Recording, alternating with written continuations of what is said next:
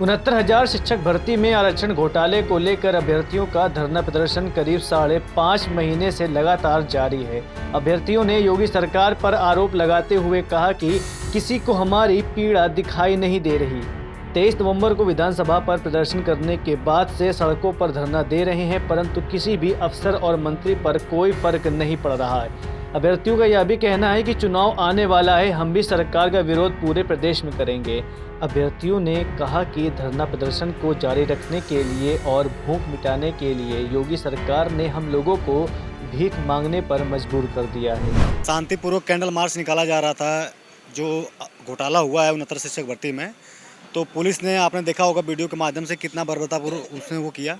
उसके बाद हमारे कुछ साथी सिटी हॉस्पिटल में भर्ती हैं। अखिलेश यादव जी ने बुलाया था तो 6 सदस्यीय टीम यहाँ से गई थी। उन्होंने पूरा भरोसा दिया है कि सरकार बनते ही जो ये घोटाला हुआ है उसमें न्याय किया जाएगा।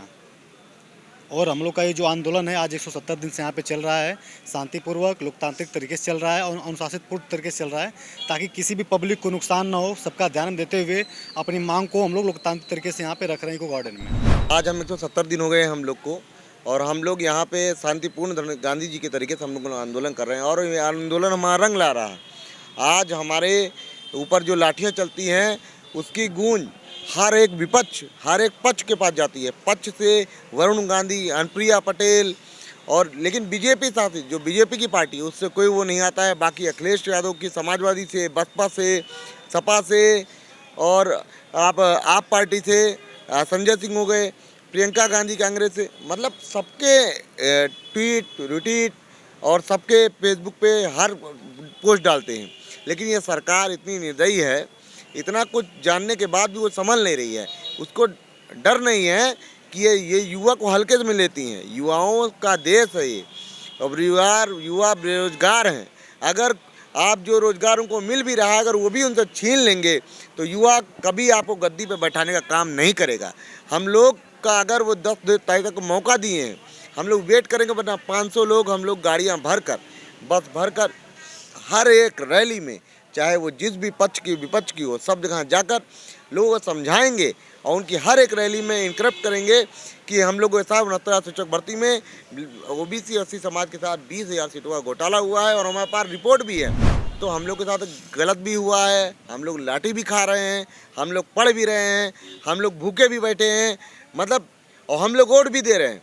हम लोग महंगाई में तेल भी भरवा रहे हैं, गैस भी भरवा रहे हैं, सब कुछ जनता कर रही है, हम लोग कर रहे हैं। नेता बैठ के अपनी गद्दी भर रहे हैं, अपना जेब भर रहे हैं, अपनी ज़मीनें खरीद रहे हैं।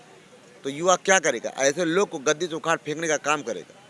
पिछले 170 दिनों से इस गूंगी बहरी सरकार को ये बताने के लिए हम लोग, हमारे साथी ओबीसी एससी के तमाम साथी बैठे हैं कि जो राष्ट्रीय पिछड़ा वर्ग आयोग की रिपोर्ट है उसको आप लागू कीजिए। आखिर ये सरकार लागू क्यों नहीं करना चाहती है?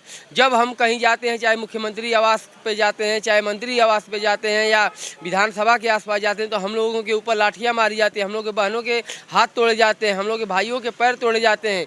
क्या इसी दिन के लिए ये युवा आपको 17 में चुन कर लाया था? 17 में तो ये चुन के हम लोग लाए थे कि हम लोग का विकास होगा, रोजगार मिलेगा, हर चीज़ हम लोगों को मुहैया कराई जाएगी। लेकिन ये सरकार अपना हक जो हम मांग रहे हैं वो नहीं दे रही है, तो हमें और क्या देगी? लेकिन हम लोग इस सरकार को भी बता देना चाहते हैं कि अगर ये युवा 170 दिन अपने अधिकारों के लिए इस इको गार्डन में भूखे प्यासे रह सकता है, तो 1 महीने आचार संहिता के बाद मेहनत करके आपको इस उत्तर प्रदेश क्या पूरे भारत से उखाड़ फेंकने के लिए भी काफ़ी है। यही युवा है जो आपको 2017 में, 2014 में, 2019 में सत्ता में लाया था।